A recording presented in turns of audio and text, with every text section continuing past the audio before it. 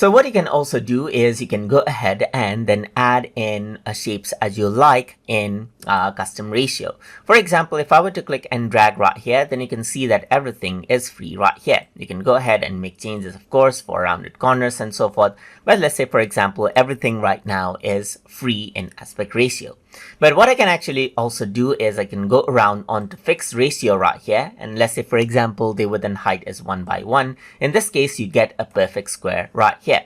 Apart from that, you can also work around with fixed size, and you can see that you can set the fixed size right here, like width and height, and click right here just like this, press OK, and then you get a particular fixed size as well.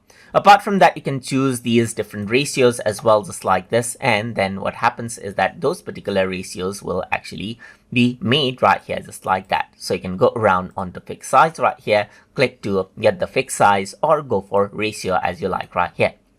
Apart from that, you can also work around with the corner radius right here, and as I click on it, the corner radius actually is applied by default. You can go around onto shapes right here, and then you can choose around the sides, and then you can choose a star right here, as you can see right here as well. But apart from that, you can see that these are the settings for particular option. You can go for ellipse right here, and right now it's free, so you can go for free size right here, but you can go for a fixed size. As you can see, you can go for a fixed ratio as well, just like this, or you can also make it 1 by 2, like width by height right here, and get the option as you like. So that is how you can work around and utilize fixed shape ratio and free shape ratio as you like inside a Photopea. So hope you guys learned something as always, and as always, please like, comment, share, and subscribe.